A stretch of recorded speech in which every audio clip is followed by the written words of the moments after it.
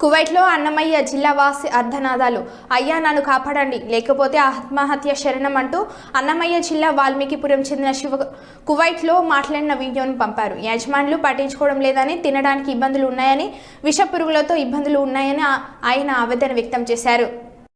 చూడండి, ఈ ఎడారిలో ఈ మేకల కాడ, ఈ గొర్రెల కాడ, వీటి కాడ, ఈ కుక్కలకి మేత అన్నీ నేనే వేసుకుంటాను సార్. ఒకడు నా భార్య చెప్పిన ఎడారిలో వేసేసినారు. చూడండి, చుట్టూ ఒక చెట్టు లేదు, చేమ లేదు, ఏమీ లేదు. నాకు బతకాలని లేదు సార్, నాకు ఈడు ఉండాలని లేదు. నేను ఎంత చెప్పినా మా భార్య కూడా వినిపించుకోవట్లేదు.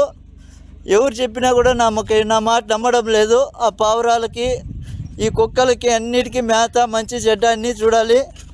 ఒక్కొక్క రోజు వాళ్ళు వచ్చినారంటే నైట్ 3 అయినా నిద్ర ఉండదు, 4 అయినా నిద్ర ఉండదు సార్. కోళ్ళకి, ఇక్కడ బాతులకి, ఇట్లా కోళ్ళకి అన్నిటికీ మేత చూసుకోవాలి. చెట్లు వచ్చేసి 2 కిలోమీటర్లు ఉన్నాయి సార్. ఆవిడికి నీళ్ళు ఎత్తుకుపోయి పోయాలా, క్యాన్లతో నీళ్ళు మోసుకొని పోవాలా.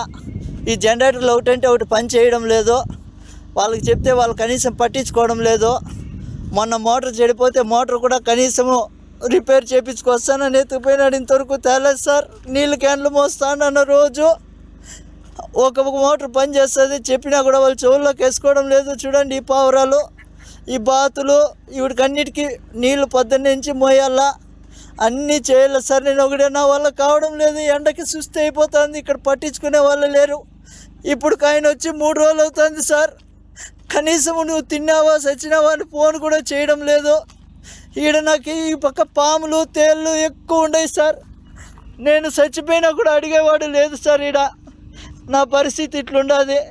నాకు దయచేసి ఎవరైనా సాయం చేయండి సార్. ఈ ఎడారి నుంచి నన్ను బయట వేసేయండి, ఇంటికి వచ్చేస్తాను. ఈడున్నానంటే చచ్చిపోతాను సార్. ఇంక 2 రోజులు ఉంటే చచ్చిపోతాను.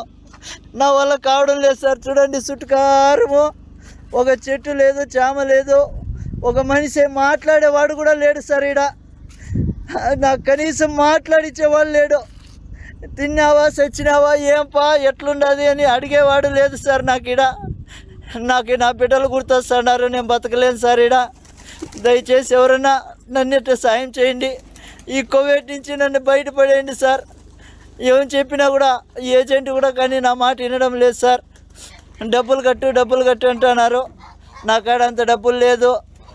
ఏం చేసేది సార్? నేను కూలి చేసుకుంటేనే పని జరుగుతుంది. ఏదో ఇక్కడ నాకు చెప్పిండే పని వచ్చేసి వేరే, ఇక్కడ చేపిస్తుండే పనులు వేరే. ఎవరికి అడిగినా నాకు పట్టించుకోవడం లేదు సార్. నా వల్ల కావడం లేదు. ఎవరైనా దయచేసి నన్ను అటు గడ్డకేయండి సార్. మీ కాళ్ళు పట్టుకుంటాను. లేదంటే ఇంకొక రోజు 2 రోజులు చూసి నేను ఆత్మహత్య చేసుకోవాల్సిందే సార్. నా వల్ల కావడం లేదు. మీకు ఎవరికన్నా కానీ దయ ఉంటే నా పైన కొద్దిగా దయ చూపించండి. ఎందుకంటే ఇంటికి వచ్చి కూలో నాలో చేసుకునైనా బతుకుతా, కానీ ఇక్కడికైతే బతకలేను. నా వల్ల కావడం లేదు సార్. 10 నుంచి సాయంత్రం దాకా ఒకటే పని ఉంటుంది. నా వల్ల కావడం లేదు. కనీసం ఇక్కడ మాట్లాడించేవాడు కూడా లేడు సార్.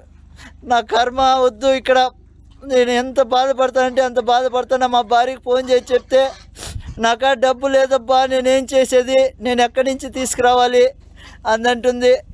ఇంకా నేను ఇక్కడ బతకలేను సార్. నా వల్ల కావడం లేదు. దయచేసి నాకు మీద ఎవరైనా దయ చూపించండి సార్. చూడండి, ఇక్కడ ఇసుక తుఫాను వస్తుంది సార్. ఆ రోజు వాళ్ళకి చెప్పినా కూడా వాళ్ళు రారు. ఇసుక తుఫాను ఉంటే రారు వాళ్ళు. ఈడ మేత వేయాలా, నీళ్ళు పెట్టాలా. మనిషి చచ్చిపోయినా వాళ్ళకి బాధ లేదు. వీడన్నిటికీ మేత పెట్టాలా, నీళ్ళు పెట్టాలి, అన్నీ చూసుకోవాలి సార్. కాబట్టి ఎవరైనా దయచేసి నా బాధ అర్థం చేసుకోండి.